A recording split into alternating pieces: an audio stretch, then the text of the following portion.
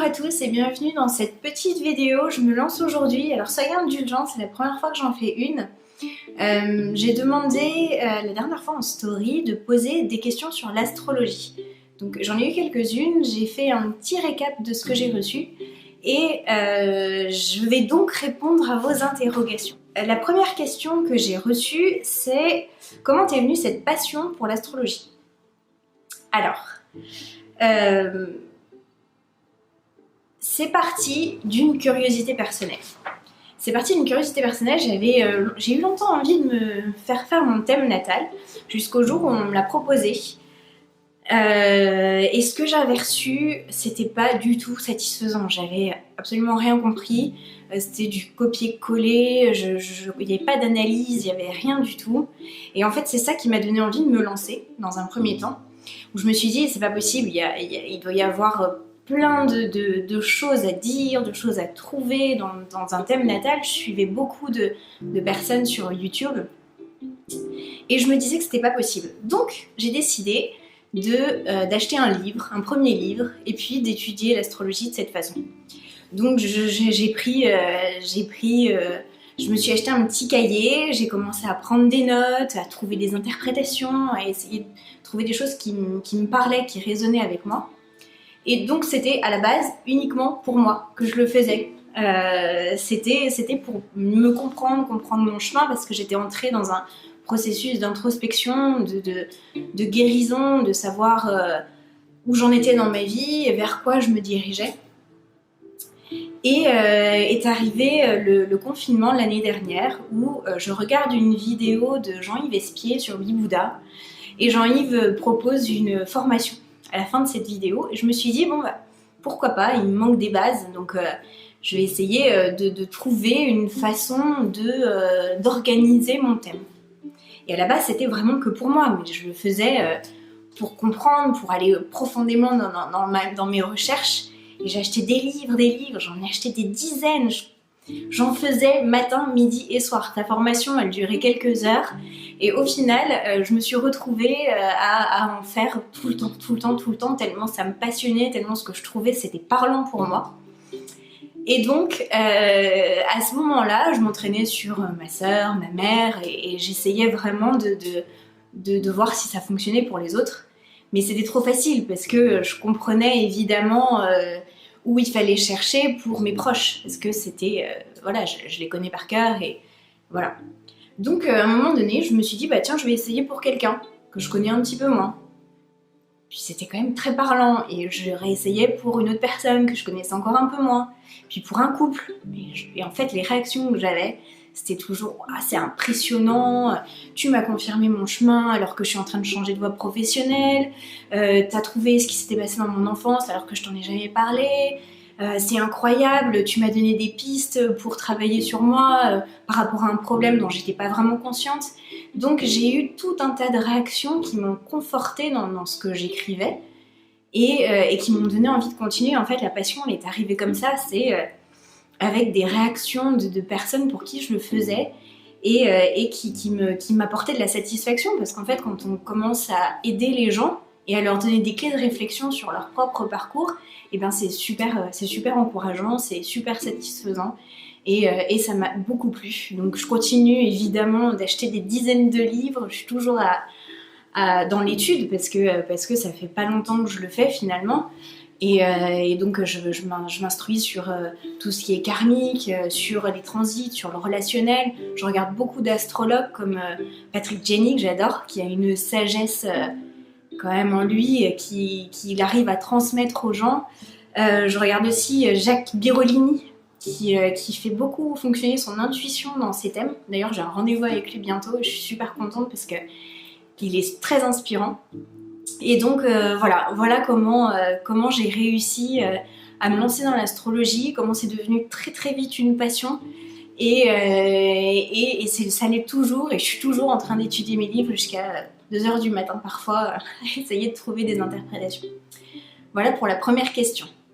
La deuxième question, c'est qu'est-ce qu'un thème natal apporte pour son développement personnel? Alors, selon moi, le terme de développement personnel pour l'astrologie et pour le thème natal, c'est un peu léger. Parce que un thème natal, c'est un outil d'introspection qui est extrêmement puissant. C'est un outil de compréhension de soi. On va déterminer votre caractère, on va comprendre pourquoi vous avez des problèmes de nervosité, d'impulsivité, des gens qui sont très empathiques, émotifs. On va comprendre, on va essayer de comprendre la raison pour laquelle vous avez ce caractère-là. On va essayer de comprendre si ce sont des obstacles dans votre vie. Pourquoi vous vivez certaines choses aussi. Par rapport à l'enfance, si vous avez des blessures d'enfance à régler parce que ça a un impact dans votre vie au quotidien, parce que vous vivez des schémas répétitions dans votre vie par rapport aux hommes, aux femmes, ou alors dans votre travail, s'il y a quelque chose à dépasser par rapport à ça, on va essayer de comprendre donc la raison et on va essayer de trouver des solutions.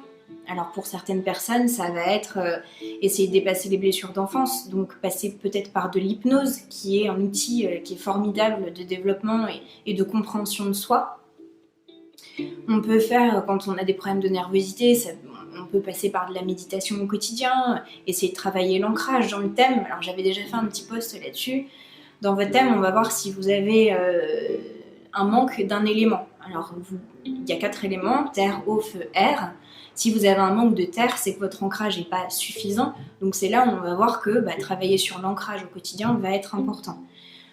On peut voir aussi des grosses étapes de votre vie. À vos 30 ans, il y aura une étape à vivre. Alors ça peut être positif, ça peut être un mariage, un enfant, ça peut être aussi négatif, ça peut être une rupture, ça peut être un accident, une décision de quitter le foyer familial, ça peut être... Voilà. Donc cette étape-là va vous faire réfléchir sur la suite. Et donc il y a un chemin d'évolution qui va se dessiner sur le thème natal et qui va partir d'un point A jusqu'à un point B. Et c'est là où vous allez changer certaines choses dans votre vie. Et c'est là où on va comprendre où vous voulez aller dans votre chemin de vie. Ce que j'aime bien dire, c'est qu'on part on est dans une famille où on a des conditionnements familiaux.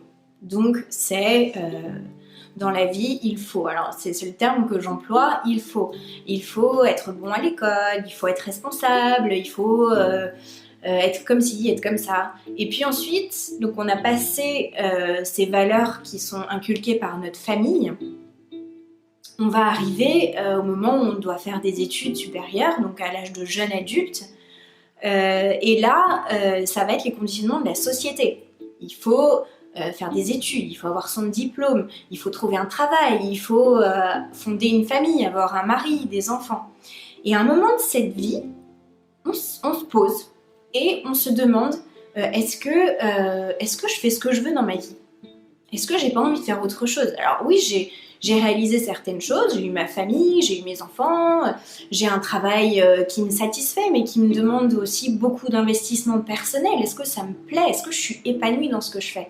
Et c'est là où le thème natal, il va être important parce que il va vous donner un peu les capacités que vous avez et est-ce que vous les utilisez correctement ? Est-ce que vous les utilisez pour être heureux dans votre vie et pour faire quelque chose qui vous plaît ?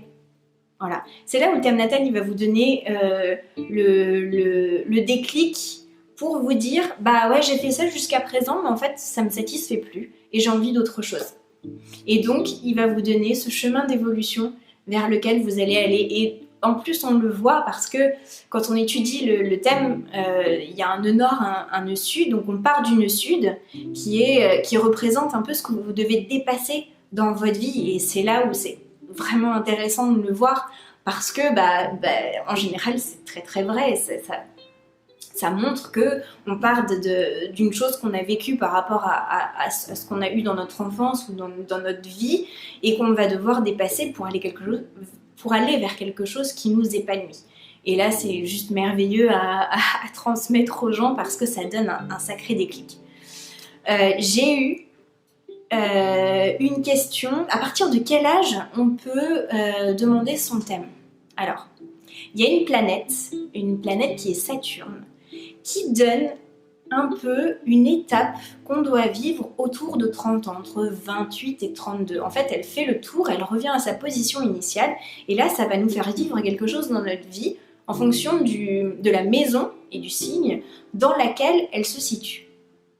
Donc, autour de 30 ans, à partir de 30 ans et de toute façon toute la vie, ça va être utile de faire son thème natal. À partir du moment où vous posez cette question, où vous avez envie de vous connaître, où vous avez envie de comprendre pourquoi vous avez vécu certaines choses, pourquoi vous n'arrivez pas à le débloquer aujourd'hui, ben, le thème natal, il va vous permettre ça. Il va vous permettre de débloquer, de voir où sont les blocages pour avancer vers ce chemin vers lequel vous devez être et que vous devez vivre dans cette vie. Voilà. La question suivante, c'est est-ce que l'astrologie et la médiumnité sont similaires? Alors, l'astrologie, elle se base sur le placement des planètes le jour de votre naissance. Donc, pour réaliser un thème natal, on a besoin du jour, de l'heure précise et du lieu de naissance. Tout ça, ça va nous donner le placement des planètes le jour de votre naissance. L'heure est extrêmement importante, c'est pour ça qu'il faut qu'elle soit précise, parce qu'elle va déterminer les maisons. Les maisons, c'est le domaine de votre vie dans lesquels les planètes vont avoir un impact. Donc il y a le domaine matériel, il y a le domaine de l'union, du foyer, de l'ambition, professionnelle, au niveau des amis, des projets, voilà. Donc non, l'astrologie et la médiumnité, il n'y a pas de rapport, c'est pas du tout similaire parce qu'en fait, l'astrologie se base sur des interprétations de planètes dans des signes, donc tout est écrit en fait. Voilà, il n'y a pas d'intuition, il n'y a rien du tout. L'intuition, elle va intervenir dans l'analyse du thème et pas dans les interprétations qui sont déjà écrites. Pour vous dire, en fait, on va étudier le positionnement du Soleil, de la Lune, de Mercure, Vénus, Mars, Saturne, Jupiter, Pluton, Uranus et Neptune. Chaque planète représente votre façon d'aimer, votre façon de communiquer, vos objectifs de vie, dans votre quotidien aussi, votre comportement dans votre quotidien, votre façon d'agir dans chaque domaine de votre vie, et le signe va permettre on appelle ça colorer la planète. Voilà, donc la médiumnité n'est pas dans le thème natal et les interprétations. Là où moi je fais intervenir un petit peu ma médiumnité, c'est que quand vous commandez votre thème natal, je demande une photo. Alors je demande une photo récente de portrait, avec les yeux bien visibles, parce que c'est un petit test pour moi. Quand je reçois votre photo, je vais écrire ce qui me passe par la tête quand je vous regarde. Et quand je vois que certaines choses que j'ai ressenties sur votre photo ressortent dans votre thème natal, je vais essayer de creuser quand j'ai pas la raison de ce que j'ai vu sur la photo et dans votre thème. Je vais aller chercher un petit peu plus loin et ça me permet d'aller fouiller dans le karmique, d'essayer de comprendre pourquoi votre chemin il est ponctué par certains événements. Et du coup, c'est là où, et dans votre thème, je le différencie très bien. Je mets mes intuitions et tout ce qui sort de moi en italique. Ça vous permet d'avoir le thème et ce qui vient de moi, donc que vous pouvez prendre ou laisser, peu importe. Mais c'est vrai que j'aime bien un peu différencier les deux. Mais en soi, l'astrologie et la médiumnité, ça n'a aucun rapport. Voilà, j'espère que j'ai bien répondu à cette question. La 5e question, pourquoi je ne fais pas d'horoscope? Pourquoi je ne fais pas d'horoscope? Alors, je fais déjà l'analyse de la nouvelle lune et de la pleine lune. J'ai pas mal de réactions, j'étais très contente d'ailleurs parce que j'ai fait une petite story pour vous demander si vous étiez intéressés. J'hésitais à le refaire, mais j'ai eu plein de oui et j'ai eu 0 non, donc j'étais vraiment... Merci beaucoup pour tous vos petits messages et vos retours. Pourquoi je fais la nouvelle lune? Parce qu'en fait, je trouve que la lune, elle a une importance, elle a un impact sur nos émotions, elle a un impact sur nos ressentis. Il y a une puissance dans ce cycle lunaire sur nos comportements. Il y a vraiment un impact puissant dessus. C'est pour ça que je fais ça. Pourquoi je fais pas d'horoscope? Parce qu'en fait, l'horoscope va se baser sur votre signe solaire, uniquement. Donc l'évolution va être en fonction de votre soleil. Mais un thème natal et l'impact des mouvements planétaires, il est sur toute votre carte. Donc c'est pas très parlant, c'est pas très significatif pour être bien, c'est vraiment le faire sur toute votre carte. Et je peux pas évidemment vous demander chacun votre carte pour savoir ce qui va se passer dans votre semaine. Et puis le faire toutes les semaines, c'est quand même... Même si vous me demandiez de faire l'analyse de l'évolution de votre semaine, honnêtement, laissez-vous vivre, lâchez prise et puis laissez les choses venir à vous, parce que voilà pourquoi j'ai pas envie de vous donner à la semaine. C'est vraiment pas très révélateur de ce qu'on peut ressortir pour votre évolution. Voilà pourquoi je fais pas d'horoscope. Quelqu'un m'a demandé est-ce qu'on peut aller plus loin que le thème natal dans les analyses? Alors oui, évidemment, il y a tellement de choses. L'astrologie, c'est un puits infini de connaissances. C'est impressionnant tout ce qu'on peut voir. On peut faire de l'astrologie relationnelle. Donc ça s'appelle une synastrie. On va essayer de comprendre où sont vos forces, vos faiblesses en duo. Ça, j'avais déjà fait un petit post là-dessus. On peut étudier les transits. Donc c'est comme l'horoscope. On va étudier les mouvements planétaires autour de votre carte natale et ça va vous donner des événements que vous allez vivre dans votre vie. J'aime bien le faire quand je sens que la personne elle est un peu angoissée et qu'il y a des choses à débloquer, des choses à comprendre. De temps en temps, je regarde un petit peu si les mouvements planétaires des 2 années précédentes marquent une problématique dans la vie sur laquelle je vais essayer d'appuyer pour aider. Les transits, c'est vraiment très très précis et du coup je le propose pas. Je le propose uniquement quand il y a quelqu'un qui vient vers moi et qui me demande si je peux l'aider à comprendre ce qui se passe dans sa vie et ce qui va se passer. Je l'ai fait quelques fois et c'est impressionnant de vérité, encore une fois. Même je l'ai fait pour moi sur certains événements de ma vie et c'était écrit. Et du coup, pourquoi je le propose pas? Parce que ça peut nous enlever les expériences qu'on a à vivre et de la façon dont on doit les vivre. En fait, on va vouloir changer si quelque chose qui a été annoncé par l'astrologie ne nous plaît pas. On va essayer de l'éviter. Au final, on ne le vivra pas comme on avait décidé de le vivre, mais on le vivra de toute façon, on va le vivre autrement. Donc du coup, c'est pour ça que j'aime pas trop faire les transits. Je le fais et je connais les résultats, c'est toujours vraiment impressionnant, mais je le propose pas parce que j'ai pas envie d'enlever quelque chose à la personne à qui je le fais.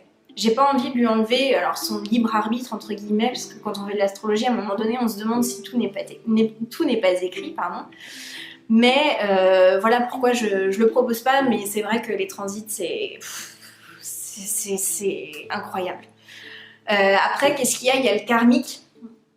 Le karmique, oui, je m'en sers beaucoup sans forcément le dire. De temps en temps, je fais des petites analyses en plus dans le thème, mais je m'en sers pour confirmer des intuitions que j'ai par rapport à ce que la personne vit dans sa vie. Et si elle a des problèmes de santé, je vais aller vérifier et comprendre pourquoi elle les a, parce que ça peut être karmique.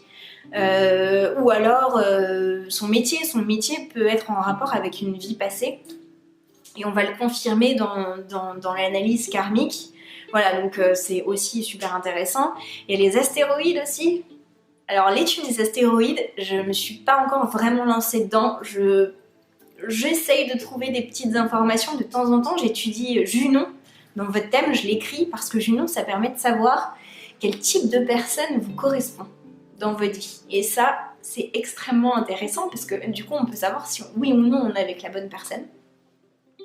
Mais les astéroïdes, il n'y a pas encore énormément d'études en français, donc tout ce que je trouve c'est de l'anglais et du coup ça demande plus de recherche et de concentration pour le faire, mais j'espère que je vais trouver une formation là-dessus parce que je pense qu'il y a encore beaucoup de réponses. Une question qui intéresse beaucoup de monde, je le sais, c'est savoir si on est âme sœur ou flamme jumelle. Alors, âme sœur, c'est assez facile de le déterminer parce que la synastrie, elle va être assez fluide. Il y a des marqueurs, voilà, qui sont considérés pour savoir si vous êtes dans une relation d'âme sœur ou non.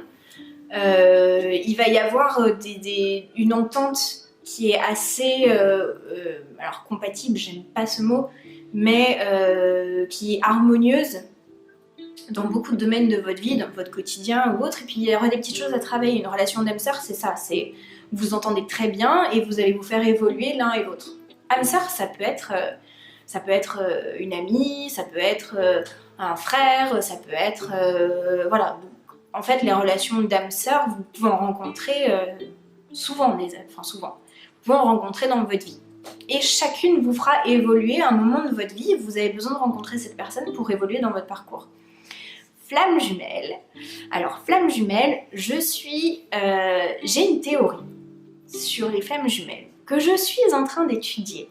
Donc, pour le moment, je ne peux pas vous apporter de réponse là-dessus. Je sais que ça intéresse beaucoup de monde parce qu'on a fait une petite story il y a quelques jours pour savoir où vous en étiez dans votre vie. On a beaucoup de flammes jumelles, supposées flammes jumelles, hein, parce qu'on le sait au fond de nous, mais voilà. Et donc, cette étude, je travaille dessus. J'ai une théorie, donc je ne vous en ferai pas part évidemment pour l'instant. Si jamais j'ai besoin de votre participation, je vous la demanderai à un moment donné. Mais pour l'instant, je ne propose pas de vous dire si oui ou non vous êtes flamme jumelle. De toute façon, c'est à vous de le savoir, c'est pas à moi. Moi, je peux essayer de trouver des petits marqueurs par rapport à votre histoire. Mais non, de toute façon, le lien de flamme jumelle, il est en vous. Et vous êtes deux à le savoir, ou non, pas au début, ça dépend, voilà. Mais du coup ouais, âme sœur, c'est quasiment sûr, ça se voit. Flamme jumelle, c'est un peu plus complexe, et du coup, c'est en étude.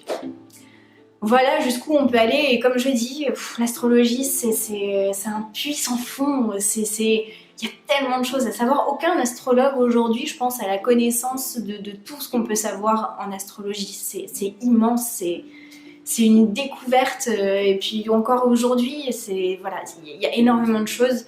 Du coup, oui, on peut aller tellement plus loin. Je peux pas vous dire plus que ce que je viens de vous dire parce que je suis encore en train d'étudier et j'adore ça et j'achète des tonnes de livres et je les potasse tout le temps. Mais voilà en tout cas ce que je peux vous dire aujourd'hui.